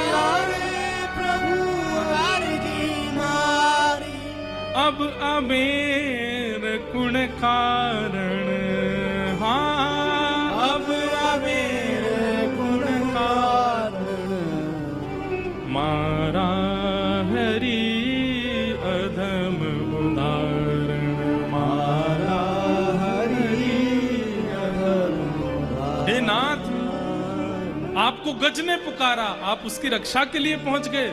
द्रुपद सुता भरी सभा में निर्वस्त्र हो रही थी, आप वस्त्र को बढ़ाने पहुंच गए। अबला नारियों ने भौमासुर के यहां से आपको पुकारा, तो आपने भौमासुर का वध करके उन अबला नारियों को स्वीकार करके उनसे विवाह किया। आज ये मीरा आपको पुकार रही है, तो फिर इतनी देर क्यों कर रहे हैं? इस वैद्य का क्या दोष है? इन बालकों, ये बालक निर्दोष हैं, ये मां निर्दोष है, अपने पति के लिए रो रही है, ये बच्चे अपने पिता के लिए रो रहे हैं। अब देर मत करो गिरधर, कृपा करो।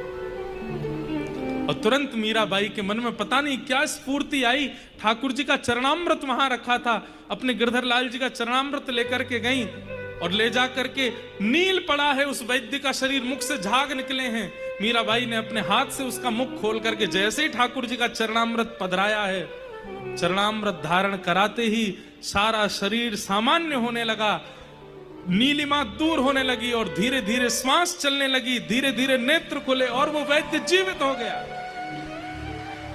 उठ करके बैठ गया। और उसी समय पूरा मेवाड़ जय जयकार करने लगा, भक्तिमती मीराबाई की जय हो, मीराबाई की जय जयकार होने लगी। पर मीराबाई ने इस घटना के बाद 3-4 दिन के लिए अपने आप को एकांत में बंद कर लिया, किसी से ना मिलती है, ना जुलती है, ना किसी को देखती हैं। एकांत में बैठी बैठी अपने गिरधर से कहती हैं, मुझ तक पीड़ा थी, मैं सह रही थी, पर अब मुझसे पीड़ा दूसरों को तक जा रही है, ये मुझसे सहन नहीं हो रहा। मैं केवल इसलिए निर्वहन कर रही थी इस परिवार का, क्योंकि मैंने वचन दिया था कुंवर भोज को कि आप चले जाएंगे, पर आपके बाद भी मैं रह करके अपने गिरधर लाल जी की सेवा करके यहाँ के लोगों को भक्त बनाऊंगी। केवल अपने वचन का निर्वहन कर रही थी मैं, पर मेरे कारण जब इतने लोगों को पीड़ा हो रही है तो मैं नहीं रह सकती। लेकिन मैं कैसे जाऊं? बंधुओं, भक्ति की स्थिति देखिए, मीराबाई अपनी इच्छा से जा भी नहीं रही हैं, कोई संत आज्ञा करेंगे तो ही मैं जाऊंगी। आज तक मीराबाई ने कभी त्याग करने का, इतनी पीड़ा, इतना कष्ट, इतनी विपत्ति, इतना संकट सब सहती रही मीराबाई, लेकिन आज मन में विचार करने लगी कि अब ये पीड़ा मुझ तक नहीं है, मुझसे औरों तक जा रही है, अब मैं क्या करूं? तब मीराबाई ने गोस्वामी तुलसीदास जी को पत्र लिखा और अपनी सारी स्थिति लिख करके बताई, मुझे क्या करना चाहिए ऐसी परिस्थिति में। राणा दिन प्रतिदिन कुछ ना कुछ करते हैं, मैं क्या करूं?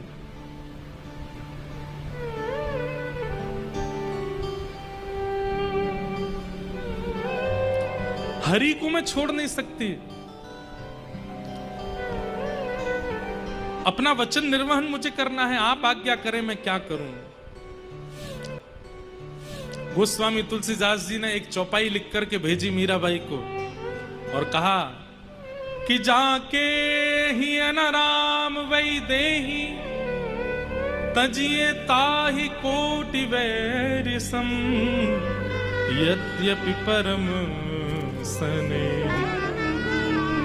गोस्वामी जी ने स्पष्ट लिख दिया, जिसके हृदय में हमारे आराध्य नहीं बैठे हों, ध्यान से सुनिएगा, जिसके हृदय में हमारे आराध्य नहीं बैठे हैं, उसी करोड़ों वैरियों के समान, अपने करोड़ों दुश्मनों के समान उसको जानिए जो आपके समान भक्ति नहीं करता है, जो आपके ठाकुर को नहीं मानता, आपके आराध्य को नहीं मानता, आपकी भक्ति में बाधक बनता है, आपके साथ कभी वृंदावन की स्मृति नहीं करता, वृंदावन का नाम, कथा का नाम, आदि आदियों का नाम सुनकर के चिढ़ जाता है और आपके ऊपर आक्षेप करने लगता है।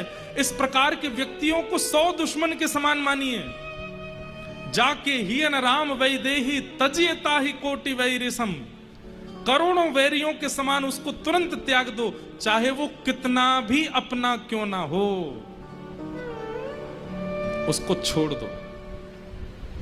प्रयास किए आपने, 2-3-4 बार प्रयास किए, उन प्रयासों से भी उसके हृदय में अगर भक्ति नहीं हो रही है, आपको तुरंत वहां से चले जाना चाहिए। गोस्वामी जी ने पद लिख करके भेज दिया।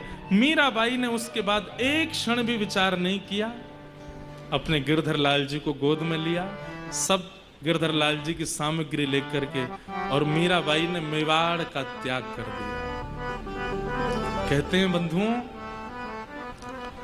मेवाड़ का त्याग करते ही भुखमरी हो गई मेवाड़ में, वर्षा नहीं हुई, अनाज होने बंद हो गए, खेती बाड़ी होनी बंद हो गई,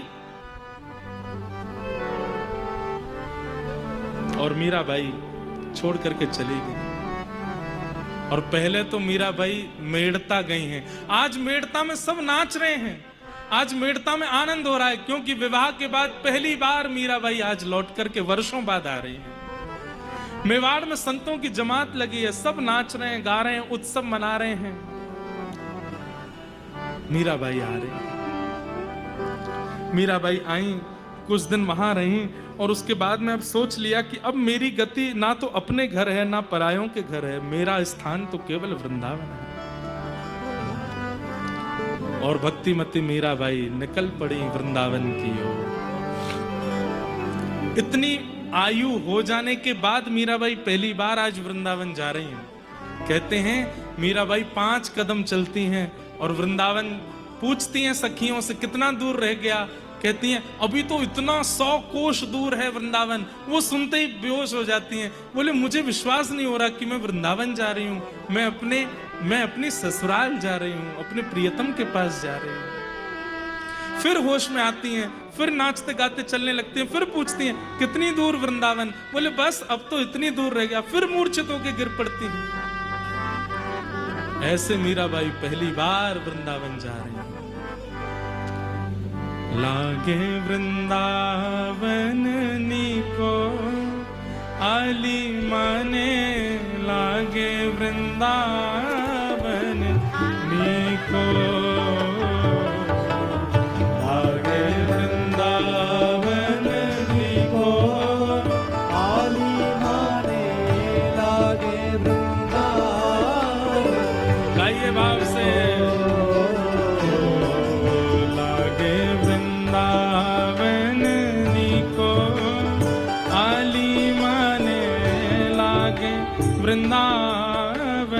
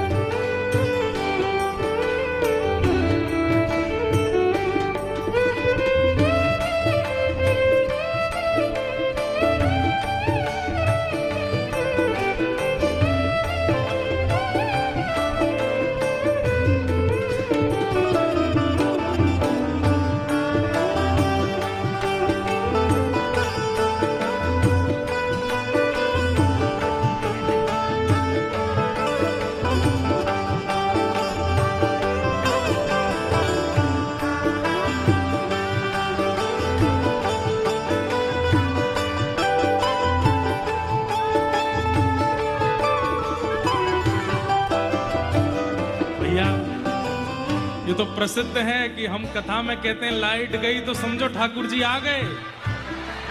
बोल वृंदावन बिहारी लाल की।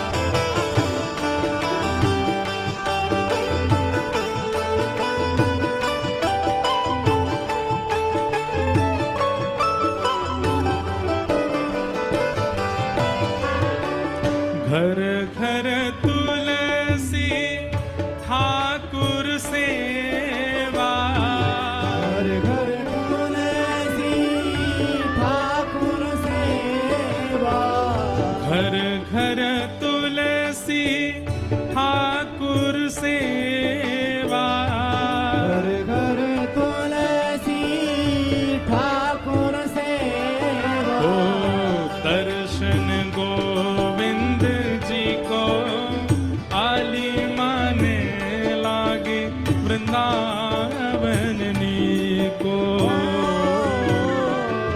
दर्शन गोविंद जी को आली माने लागे वृंदावन। हो लागे लागे वृंदावन निको आली माने लागे वृंदावन निको लागे वृंदावन निको आली माने लागे वृंदावन। और कैसा है वृंदावन? निर्मल नीर बहे यमुना को, निर्मल नीर बहे यमुना को, निर्मल नीर बहे यमुना को। निर्मल नीर बहे यमुना और भोजन दूध दही को आली माने लागे वृंदावन निको। भोजन दूध दही को आली माने लागे वृंदावन। ना लागे लागे वृंदावन निको आली माने लागे वृंदावन लिको। लागे वृंदावन निको आली माने लागे वृंदावन।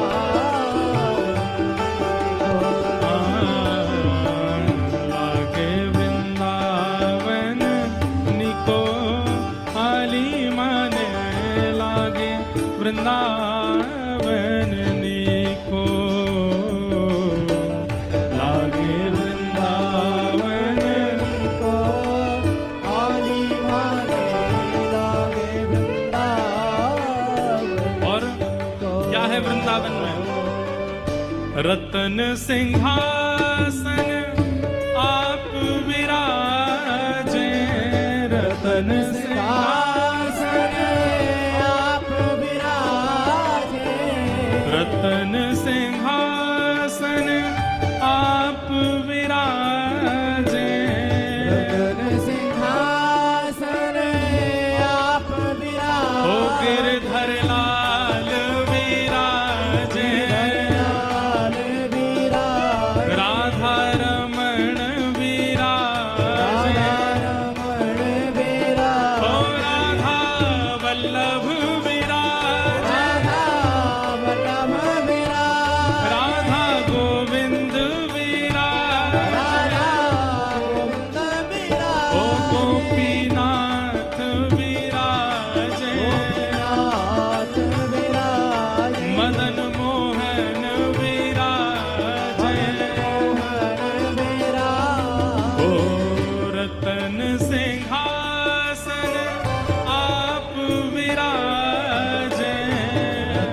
सिंहासन आप विराज और मुकुट धरे तुलसी को आली माने लागे वृंदावन को।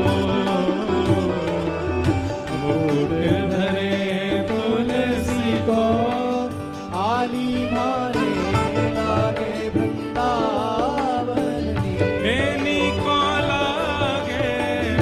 लागे वृंदावन को आली माने लागे वृंदावन को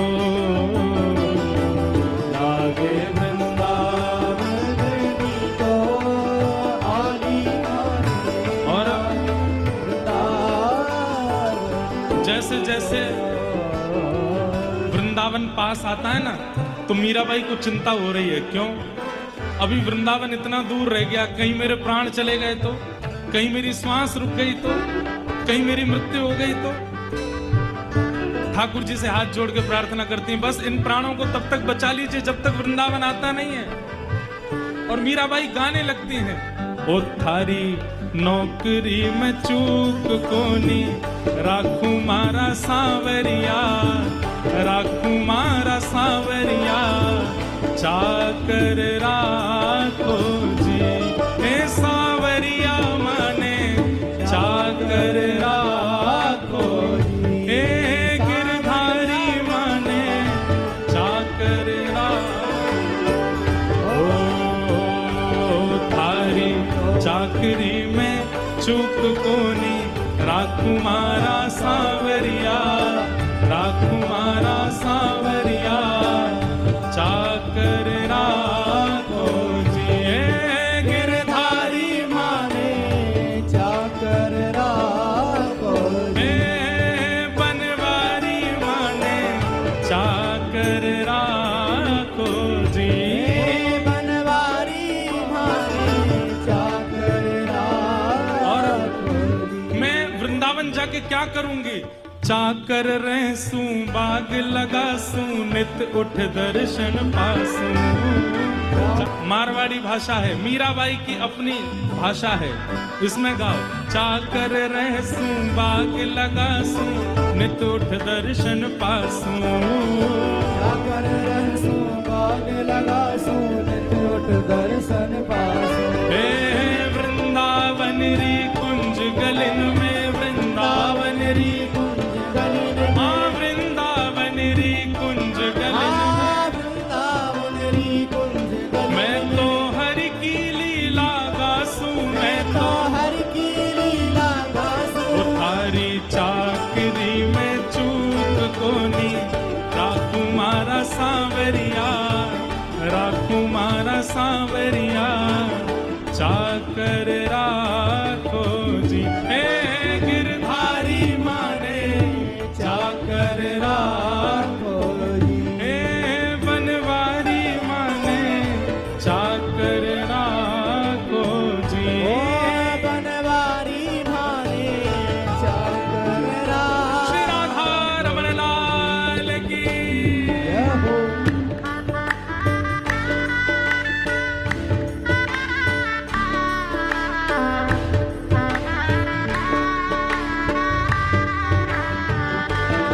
श्री वृंदावन धाम की, श्याम सुंदर श्री यमुने महारानी की। जय हो।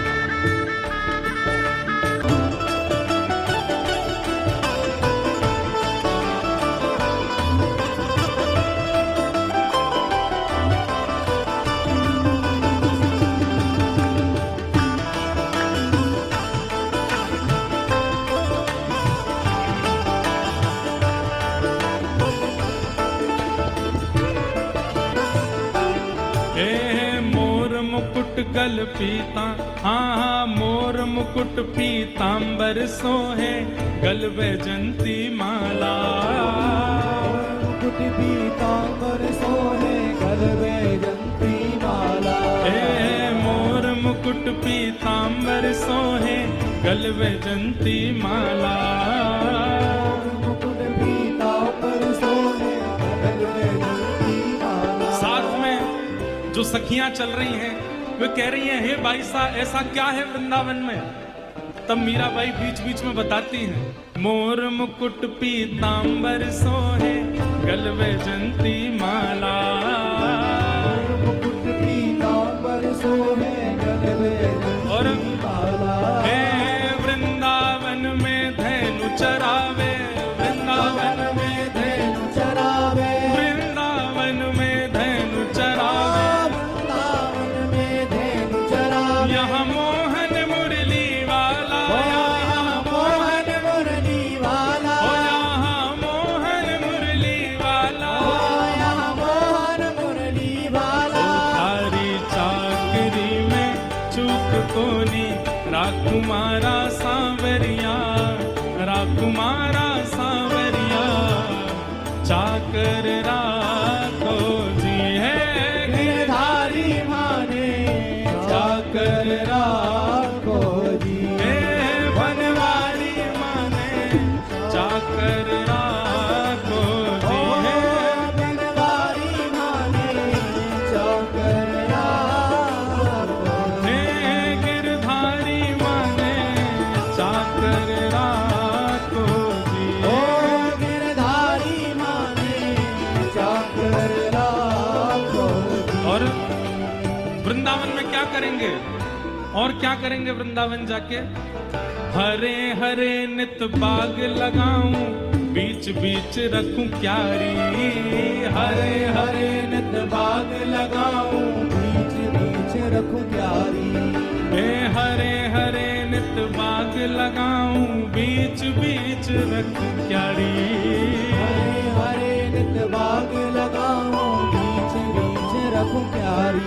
हे सांवरिया के दर्शन पाऊं, सावरिया के दर्शन पाऊं, गिरधारी जी के दर्शन पाऊं, गिरधारी के दर्शन मैं पाऊं। तो सांवरिया के दर्शन पाऊं, मैं सावरिया के दर्शन पाऊं, गिरधारी जी के दर्शन पाऊं, गिरधारी जी के दर्शन पाऊं। यहाँ पहर कुसुमल सारी, यहाँ पहन कुसुमल साड़ी, ओह पहर कुसुमल सारी, हाँ पहन कुसुमल साड़ी। ओ थारी चाकरी में चूक कोनी, राकुमारा सांवरिया, राकुमारा सांवरिया, चाकर राखो जी हे गिरधारी माने चाकर राखो जी। हे गिरधारी माने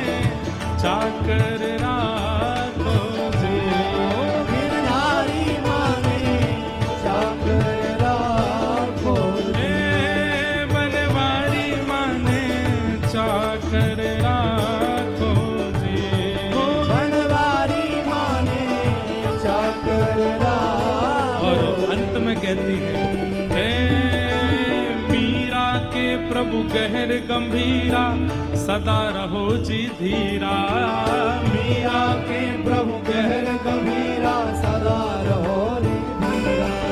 हे मीरा के प्रभु गहर गंभीरा, सदा रहो जी धीरा, मीरा के प्रभु गहर गंभीरा, सदा रहो रे धीरा। मीराबाई चलती जा रही हैं, इतनी मूर्छा आ रही है, बार बार सोच, जैसे सुनती हैं कि वृंदावन इतनी दूरी पर है, वृंदावन थोड़ी दूरी पर है, जैसे सुनती है मूर्छित हो जाती है। तो अब सखियां बोली, अब इनको बताना नहीं है कि वृंदावन कितना दूर है, नहीं तो ये मूर्छित हो जाएंगे। चलते चलते नाचते गाते गाते गाते इतने में ही यमुना के तट वृंदावन मीराबाई पहुंच गए, लेकिन किसी ने बताया नहीं कि ये वृंदावन है। लेकिन जैसे ही मीराबाई पहुंची, तुरंत द्रुत गति से नृत्य करने लगी। सखियां बोली, क्या हुआ? बोले, हम वृंदावन आ गए। किसने बताया आपको कि हम वृंदावन आए हैं? कि वृंदावन आ गया, तुमने तो मुझे खबर करी नहीं। पर आधी रात प्रभु दर्शन दीना, आधी रात प्रभु दर्शन दीना, आधी रात प्रभु दर्शन दीना, आधी रात प्रभु दर्शन दीना। श्री यमुना जी के तीरा प्यारी, यमुना जी के तीरा, श्री यमुना जी के तीरा, श्री यमुना जी के तीरा।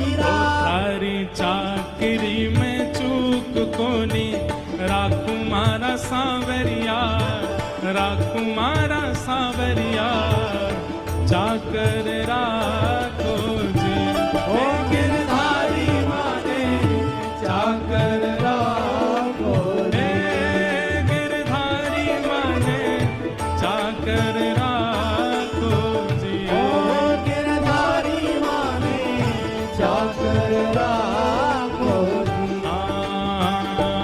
थारी चाकरी में चूक कोनी राकुमारा सांवरिया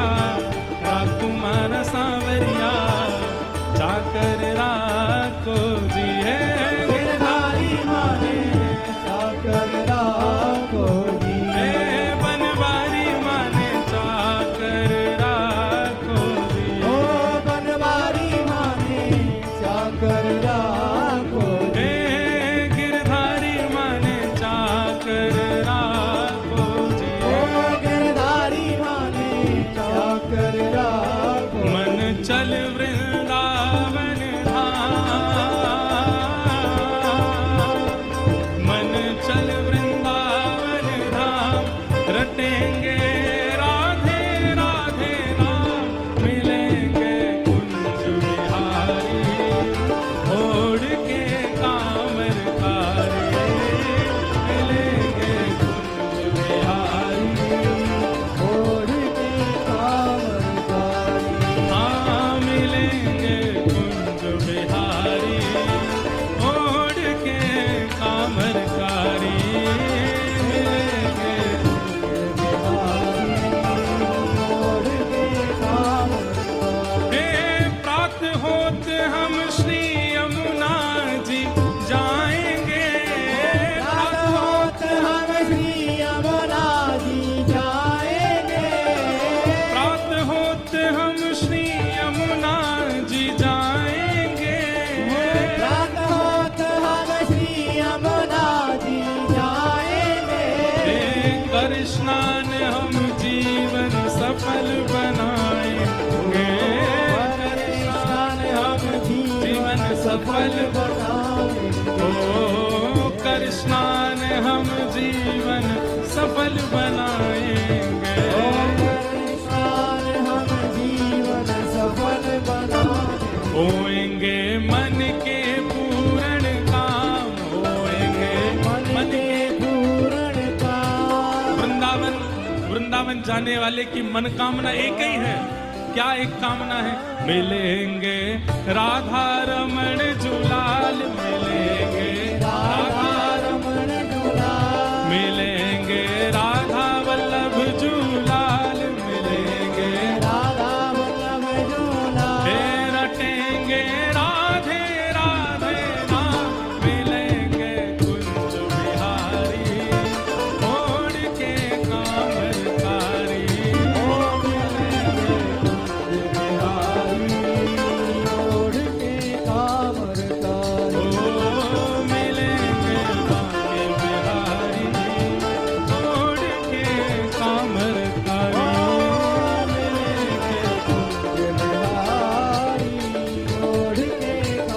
ओ चल मन श्री वृंदावन धाम, चल मन श्री वृंदावन धाम, रटेंगे राधे राधे नाम, मिलेंगे कुंज बिहारी, ओढ़ के कामरकारी।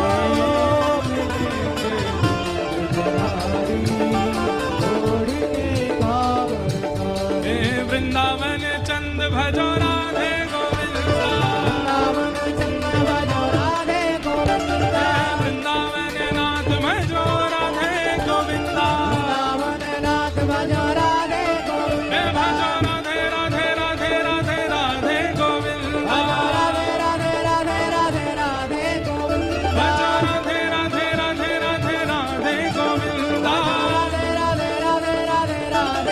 चल मन श्री वृंदावन धाम, चल मन श्री वृंदावन धाम, रटेंगे राधे राधे नाम, मिलेंगे कुंज बिहारी, ओढ़ के कामरकारी।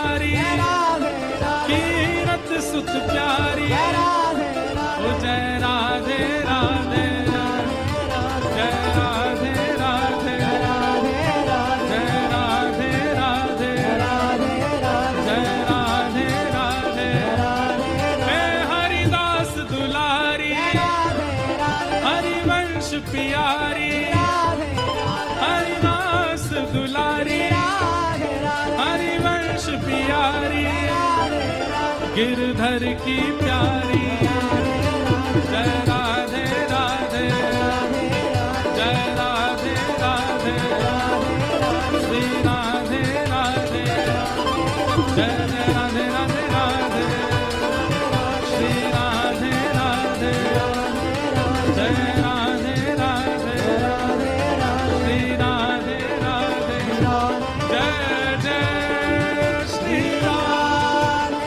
जय जय श्री राम, जय जय श्री राम।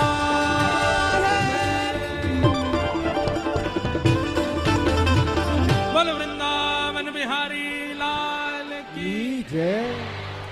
विराज जाओ सब लोग।